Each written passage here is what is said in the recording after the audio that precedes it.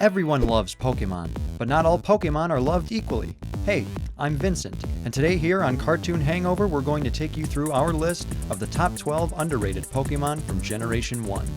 When I say underrated, I mean Pokemon that just never quite got the credit or popularity they deserve, taking into account a bit of everything. Character design, moves, some stats in the video games, and personality. Unfortunately, that means Farfetch'd just doesn't quite make the list. I mean, sorry, buddy, I love tiny little spring, onion, celery-wielding ducks as much as the next guy, but come on. Number 12, Magneton. Sometimes, Pokemon evolutions are simple. Take an existing Pokemon and put more faces on it. Diglett becomes Dugtrio, Doduo becomes Dodrio, and Clink becomes Clink Clang Clang Clink Clinker. Is that another face on that big gear? What the hell is this thing? Of all the multi-faced Pokemon, Magneton stands out above the rest. It's got pretty good speed and special attack in the video games. It totally looks like a sculpture made by a hipster art student, and as an added bonus, this cluster of magnets represents friendship and the importance of sharing your food. Remember in Pokemon Snap, when 3 little Magnemites evolved because they were all eating the same apple? Oh. Number 11, Parasect. There are plenty of Pokemon horror stories out there, but back in Generation 1, we had something truly special in Parasect. It's a zombie.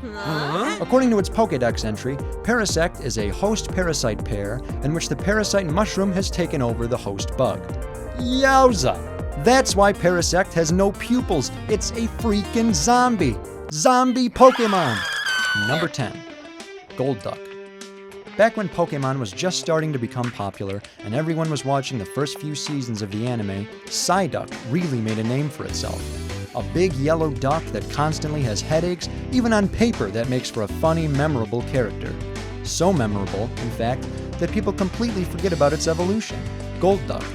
This Pokemon has pretty decent stats all across the board and can learn a handful of Psychic-type moves despite it remaining a solid Water-type. We're talking about a blue duck with a smirk that seems to say, I know something you don't know, topped off with a freaking infinity stone in its forehead. Golduck, man. Number 9.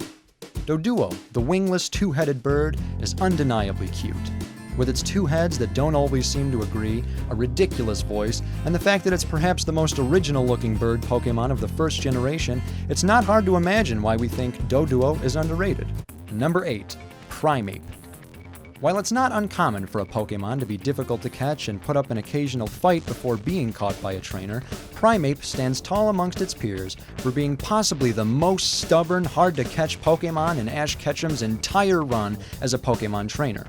Refusing, time and time again, to simply accept its Pokeball prison, and even going so far as to steal Ash's trademark hat, Primate makes this list because it's a fluffy ball of stubborn monkey rage, with the video game attack stat to mostly back that up. If Pokemon were real, Primate would be both terrifying and very tempting to hug at the same time. Number 7. Muck. If a real-life Primate would be terrifying, just imagine the nightmares a real-life Muck would give you. Muck is living sludge.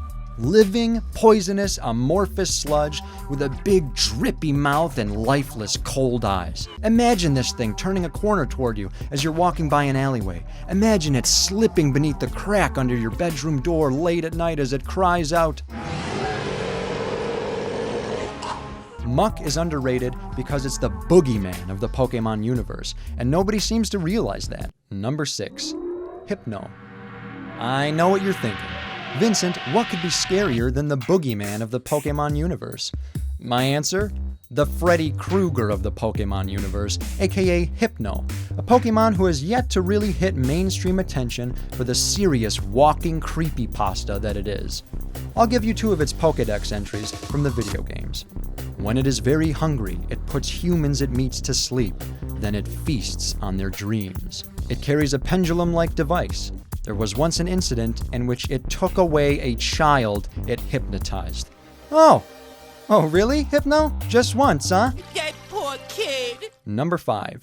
Sandshrew has the whole package when it comes to pre-evolutions from a design standpoint, but it makes this list because of one particular episode of Pokemon's first season, The Path to the Pokemon League. In this episode, Ash meets AJ, a very different type of trainer from the hero we're used to.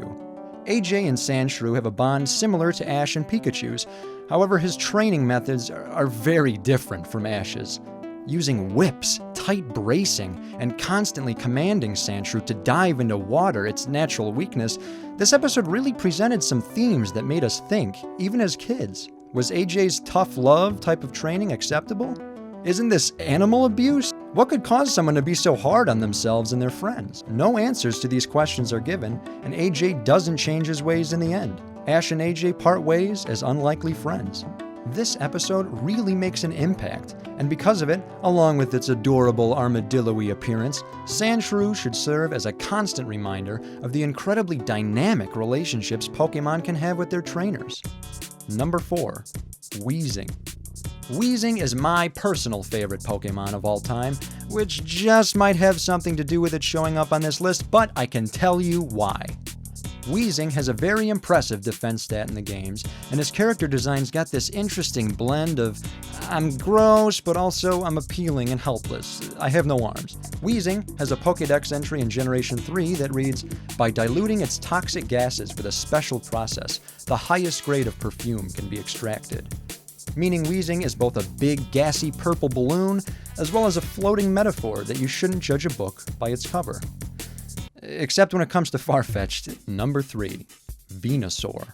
Anybody who grew up with the first generation of Pokemon could recall a popular debate among Pokefans. Who's cooler, Blastoise or Charizard? Blastoise or Charizard? When going to buy the first Pokemon games outside of Japan, you had the choice between Pokemon Red, with a fire-breathing dragon on the front case of the game, and Pokemon Blue, featuring a burly turtle tank hybrid. Two designs that were super easy to identify with as a young, aspiring Pokemon trainer. And then there was Venusaur, the dinosaur, frog, flower, plant thing, sitting on the other side of the room, never quite feeling cool enough for the cool kids' lunch table. Our leafy friend has a design that maybe seemed too complicated to kids at the time. This, coupled with the fact that it never landed a major role in the anime, leads Venusaur to being high up on our underrated list. Its lack of popularity shouldn't be mistaken for a lack of power, though. With stats arguably better than Blastoise's, a design that's more unique than its counterparts, and a super wicked cool holographic Pokemon card back in the day, Venusaur deserves more love. By the way, guys, remember Venustoise? Try that on for size! Number 2. Rattata. Pokemon fans that started back in Generation 1 will tell you, Rattata is synonymous with... It seemed like every 5 seconds, this totally useless rat would show up in the early routes of Pokemon Blue and Pokemon Red, only serving to waste your time. But Rattata isn't all that bad. Ask yourself, would Pokemon be the same without it? Rattata made such a significant impact to the series that future Pokemon, like Zigzagoon and Bidoof, are referred to as the Rattata of their generations. Plus, Rattata evolves into Raticate, and with Raticate's move Hyper Fang, yikes, you could really start doing some damage. Number 1, Farfetch'd. I'm just kidding, it's Poliwhirl. It's Poliwhirl. Poliwhirl. This Pokemon makes the number 1 underrated spot because, quite honestly, it's difficult to figure out why Poliwhirl isn't way more popular than it is. And I'm talking Pikachu status popular. Its simple, huggable, friendly, derpy design seems like it should have sold billions of plush toys and skyrocketed Poliwhirl into mainstream level fame. For a hot second during Generation 1, it seemed like that might have happened, with Poliwhirl being featured beside Pikachu and Charmander in the Pokemon Center Tokyo logo, as well as showing up front and center on the cover of Time magazine. The rest of the Pokemon on this list are underrated for reasons that make sense. Muck and Weezing are gross, Hypno is scary, Primate is too mad, but Poliwhirl? We love you, Poliwhirl. Maybe someday you'll win the hearts of the universe. Maybe someday you'll have a balloon in the Macy's Thanksgiving Day parade. And maybe someday, if we're really, really, really lucky, Farfetch'd will be completely erased from the Pokédex. Thank you guys so much for watching. Be sure to like the video and tell us in the comments below which Pokemon you think is underrated. I've been your host, Vincent. Feel free to check out my channel, annotated to the left. And thanks for watching. Remember, Frederator loves you.